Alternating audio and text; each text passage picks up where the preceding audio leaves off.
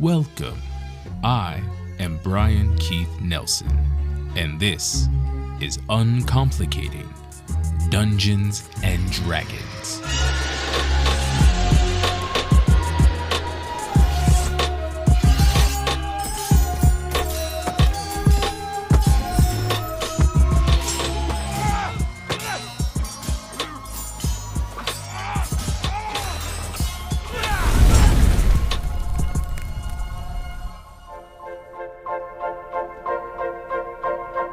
Welcome back, fellow adventurer.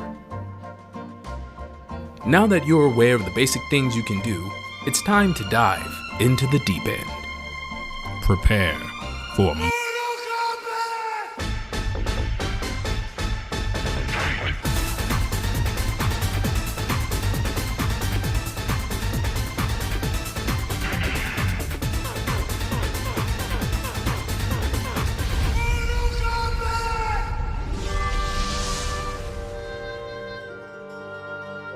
Part 4. Simplifying Combat and Dice Rolls. In your journeys, you may find yourself in violent situations where you must either prevail or perish. The system of D&D organizes combat into a cycle of rounds and turns. A round represents about 6 seconds in the game world. During a round, each participant in a battle takes a turn. The order of turns is determined at the beginning of combat when everyone rolls initiative. Once everyone has taken a turn, the fight continues to the next round if neither side is defeated. The first step in combat, however, is establishing your position. A DM will ask their players to either establish the order in which their characters are marching or their stated positions in any given location. And from there, the DM can narratively reveal your adversaries. Will you draw your blades? Raise your shield and ready your spear. Maybe ready that pinch of sulfur? Well, before you finish that thought, we will need to roll initiative. When combat starts, every participant makes a dexterity check that determines their place in the initiative order. And how exactly do you make that dexterity check? Well, simple. You take the almighty D20, you roll it, and the number that pops up, you add that to your dexterity modifier, and you have your initiative count. Now, there are some feats and class specializations that can increase your initiative, but we will get into those a little bit later. Something to keep in mind, if a combatant is surprised during combat starting, that combatant has disadvantage on their initiative roll. Well, what is disadvantage, you say? Well, I'm glad you asked in your mind, or maybe not at all, but I'm going to tell you anyway. Here is the system of advantage and disadvantage.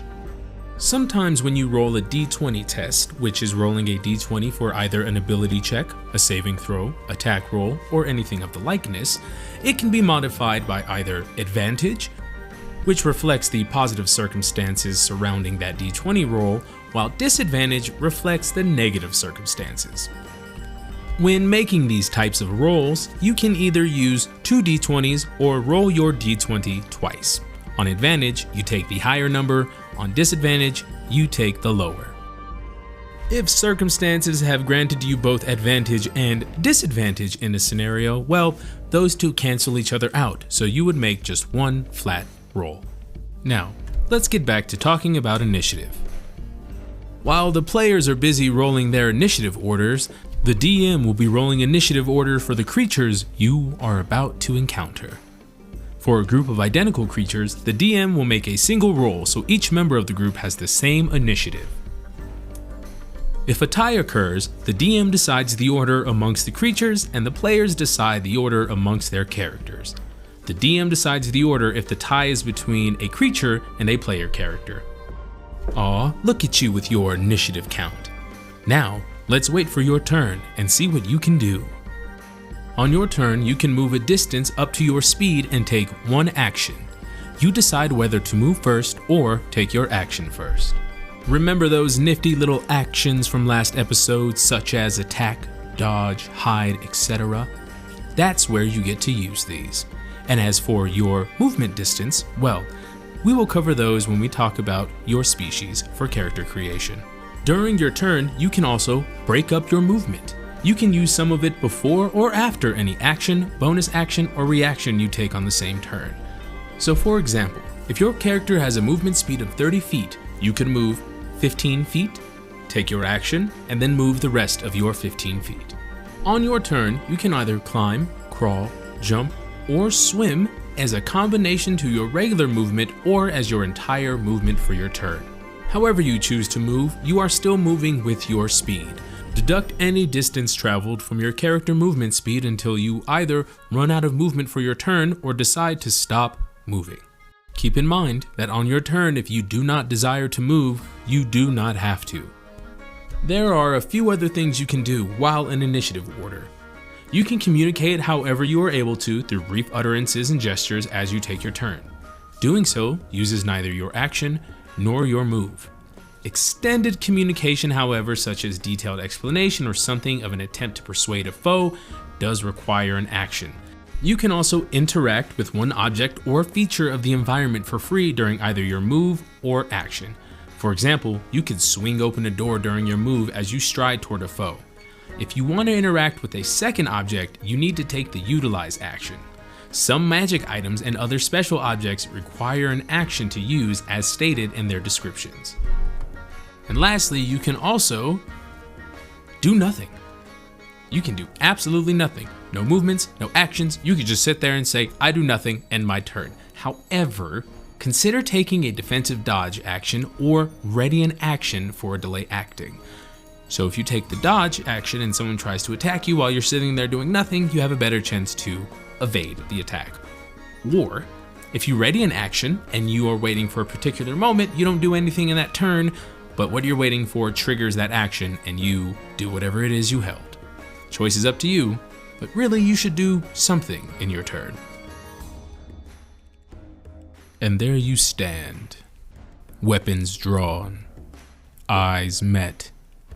Tension so thick you could cut it with your blade, but you'd rather cut it into one of them. Here are the steps you take when making an attack. First, pick a target within range of whatever item, spell, or weapon you are planning on using for total destruction. With your target in sight, now let's see if we can actually hit them. In order to harm an enemy, we must beat their AC, otherwise known as armor class, which is determined by a multitude of factors that we will get into later. When attempting to break an enemy's AC, you will take your once again almighty D20 and give it a roll. That number you will add with any modifiers included with whatever particular item or spell you are using. In addition, spells, special abilities, and other effects can apply penalties or bonuses to your attack roll. And given the circumstances, your DM may either grant you advantage or disadvantage. And if you should fail to beat your enemy's AC and strike them down, well, I guess we all know who their next target is, don't we? But if you did manage to bypass their AC, then congratulations, my friend. You're one step closer to murder. On a successful hit, roll the damage dice associated with your specific attack, unless the particular attack has rules that specify otherwise. Some attacks cause special effects in addition to or instead of damage. If you are attacking with a melee attack allows you to attack a target within your reach, which is usually 5 feet, unless specified otherwise in the description of the creature or an item that you are using. Handheld weapons, unarmed strikes, claws, teeth, or other body parts are considered melee weapons. If you should find yourself within reach of an enemy creature, be wary of opportunity attacks.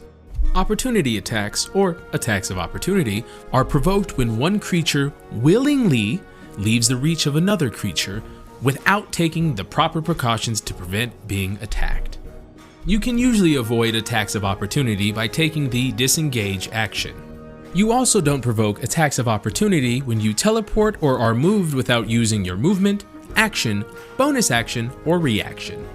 You can also make an attack of opportunity when a creature that you see leaves your reach. To make the attack, take a reaction to make one melee attack with a weapon or an unarmed strike against the creature. The attack occurs right before it leaves your reach. Don't want to be up close and personal in the fight? Well, you can also engage in ranged attacks by firing a bow, hurling an axe, or using one of the many spells. You may only make ranged attacks against targets within a specified range. If a ranged attack, such as one made with a spell, has a single range, you can't attack a target beyond this range. Some ranged attacks, such as those made with a longbow, have 2 ranges. The smaller number is the normal range, and the larger number is the long range. Your attack roll has disadvantage when your target is beyond normal range and you can't attack a target beyond long range. But don't forget to be cautious. If you are within 5 feet of an enemy who can see you and doesn't have the incapacitated condition, then your ranged attack will have disadvantage. Let's talk about damage rolls. Each weapon, spell, and damaging monster ability specifies the damage it deals. You roll the damage dice, add any modifiers, and deal the damage to your target. If there's a penalty to the damage, it's possible to deal 0 damage, but not negative damage. When attacking with a weapon, you add your ability modifier, the same modifier used for the attack roll, to the damage roll. A spell tells you which dice to roll for damage and whether to add any modifiers. Unless a rule says otherwise, you don't add your ability modifier to a fixed damage amount that doesn't use a roll. Anytime you are causing damage, there is an opportunity for you to land a critical hit. When you score a critical hit, you deal extra damage. Roll the attack's damage twice, add them together, and add any relevant modifiers as normal. When you create a damaging effect that forces 2 or more targets to make saving throws against it at the same time, roll the damage once for all the targets. If you should find yourself on the receiving end of this effect, well, now it's time for us to get into saving throws. Saving throws are another D20 test or D20 roll where players add their rolled numbers to the modifiers associated with the ability for which the saving throw is being asked.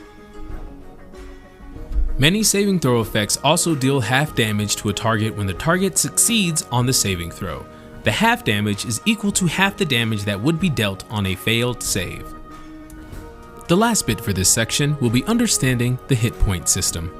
Your hit point maximum is the number of hit points you have when uninjured. Your current hit points can be any number from that maximum number down to 0, which is the lowest hit points can go. Whenever you take damage, subtract it from your hit points. Hit point loss has no effect on your capabilities until you reach 0 hit points. If you have half your hit points or fewer, you're bloodied, which has no game effect on its own, but might trigger other game effects. Hit points can be restored by magical spells such as Cure Wounds, magical items such as a Potion of Healing, or good old-fashioned rest. Adventurers can't spend every hour adventuring, they need rest. Any creature can take hour-long short rests in the midst of a day and an hour-long rest to end it. Regaining hit points is one of the main benefits of a rest. When a creature drops to 0 hit points, it either dies outright or falls unconscious. Here are the main ways a creature can die instantly. A monster death occurs the instant that monster's hit points hit 0. A creature dies if its hit point maximum reaches 0. Certain effects drain life energy, reducing a creature's hit point maximum. Then there is massive damage. When damage reduces a character to 0 hit points and damage remains, the character dies if the remainder equals or exceeds their hit point maximum. For example, if your character has a hit point maximum of 12, currently has 6 hit points and takes 18 damage, the character drops to 0 hit points but 12 damage remains. The character then dies since 12 equals their hit point maximum. If your character dies, others might find a magical way to revive your character, or talk with your DM about making a new character to join the group. If you reach 0 hit points and don't die instantly, you have the unconscious condition. Until you regain any hit points, you are now faced with making death saving throws. Whenever you start your turn with 0 hit points, you must make a death saving throw to determine whether you creep closer to death or hang on to life. And unlike other saving throws, this one isn't tied to an ability score. You're in the hands of fate now. When making death saving throws, you have 3 chances to either succeed or fail. Roll a d20, and if the roll is a 10 or higher, you succeed. Otherwise, you fail. A success or a failure has no effect by itself. On your 3rd success, you become stable. On your 3rd failure, you die. Successes and failures don't need to be consecutive. Keep track of both until you collect 3 of a kind. The number of both is reset to 0 when you regain any hit points or become stable. If you happen to roll a natural 1 on a death save, you instantly suffer 2 failures. However, if you roll a natural 20, you instantly regain 1 hit point and are no longer unconscious. If you take any damage while you have 0 hit points, you suffer a death saving throw failure. If the damage is from a critical hit, you suffer 2 failures instead. If the damage equals or exceeds your hit point maximum, you die. A player can take the help action to try to stabilize a creature with 0 hit points. By successfully making a DC 10 medicine check, the creature will no longer have to make death saving throws, even though it has 0 hit points and still has the unconscious condition. If the creature takes damage, it stops being stable and starts making death saving throws again. A stable creature that isn't healed regains 1 hit point after 1d4 hours. So if you stabilize a creature but are unable to heal it, roll a d4, and in that many amount of hours, they will regain 1 hit point unless that creature is healed before then. In this episode, we summarize the combat process and the main dice rolls used within. Next episode, we will cover equipment, magic, and finally, character creation. Thank you for listening, and until next time, take care.